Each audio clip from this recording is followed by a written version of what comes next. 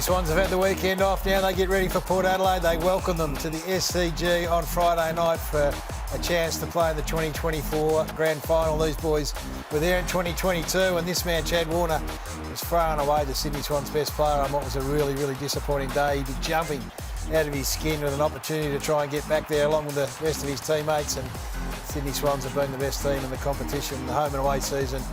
That's for sure, and now the opportunity presents itself on Friday night. And Chad Warner's been good enough to join us. Welcome, Chad. G'day, Gary. How you going? Thanks for having me. It's great to have you, mate. We can't wait for Friday night. The Sydney Swans have been a fantastic story all year, and now it all comes down to a game against the Port Adelaide Footy Club. How did you spend the weekend off? Are you a footy watcher? Yeah, I actually played a bit of golf with a few of the boys, and then, watched both games. Love watching my footy, just like a fan, so it was a pretty nice weekend for me. What was your takeaway? Do a little bit of reviewing for us on the back of it. What was the thing that struck you most?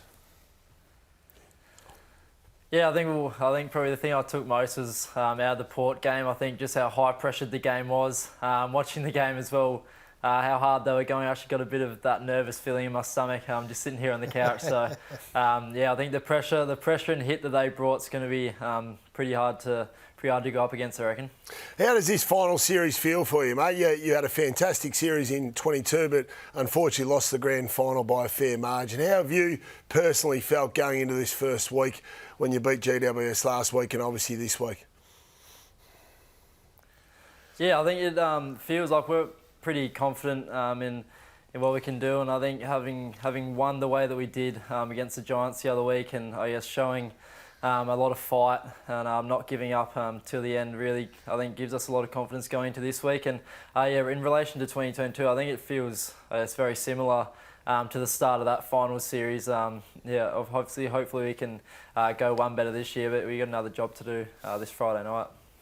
Chad, in reference to 22 and the way that you went about, I suppose, what happened on that grand final day, and you were excellent on that day, mind you. You've worked with Emma Murray around, as a group, around the connection and coming back to each other. Luke Parker mentioned on radio earlier in the week that he felt like you determined that you'd gone into your shells in that grand final. We've got a bit, before you answer that question, a bit of vision here from earlier in the year with Goulden and Grundy, yep. And in the middle of a game, they're coming back and connecting with each other. Oh, wow. You all right? Yeah. Great contest. Yeah. Good boy. Let's keep going. We've got 2 minutes. Yeah. Stay connected. Good boy.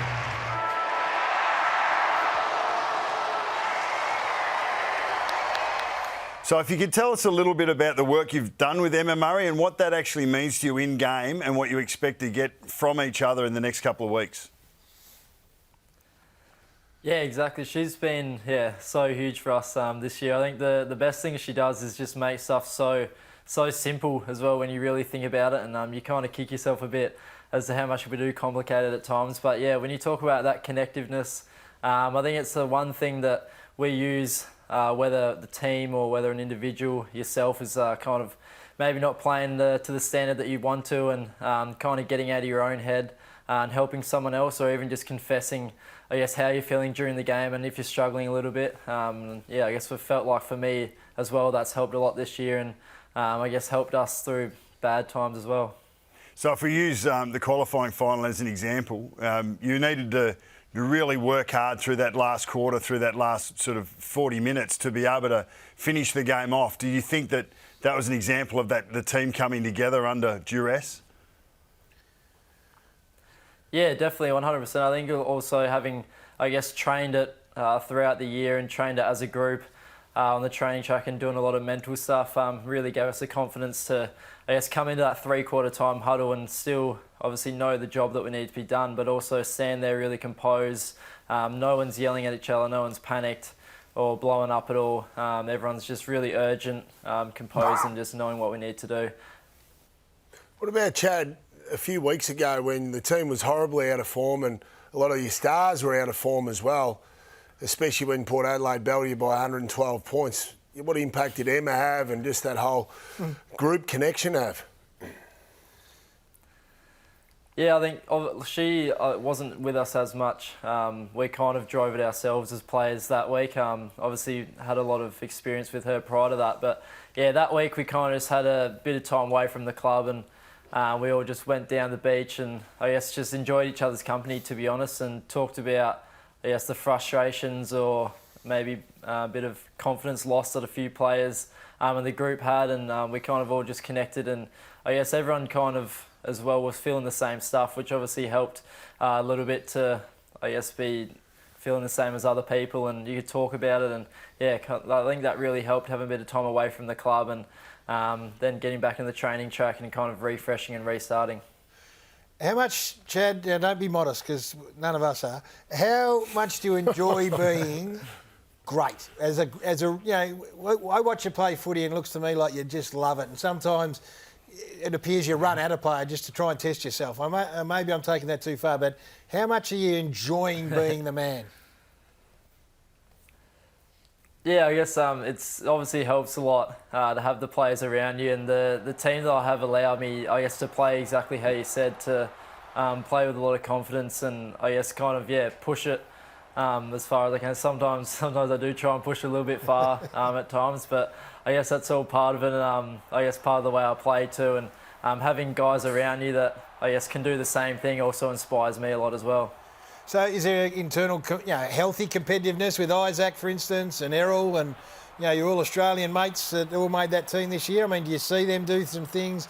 Tommy Papley here, we're watching set up Isaac for this match winner. I mean, are you watching that, and is that inspiring you to try and be better? Oh yeah, 100%. I think you guys would be the exact same. I think everyone in the AFL, if you didn't have that bit of competitiveness, against your teammates, you probably wouldn't be there. And I think the rivalry that we have against each other on the training track and with accolades, and just I guess Isaac taking marks as well, that's something that I would love to do as well. But just the I guess things that each other do in a game, you look at that, and at the end of the day, you can't help but I guess be amazed by them as well, even though they are your teammates. Chad, you are an energiser for your team, and perhaps the only bloke in the list or on the list that could challenge you is Tom Papley, and the energy that he brought to the team last week after missing a couple of weeks was huge. Talk us through what he means to your team, for your attitude, for your combativeness, and the way that you want to go about your footy.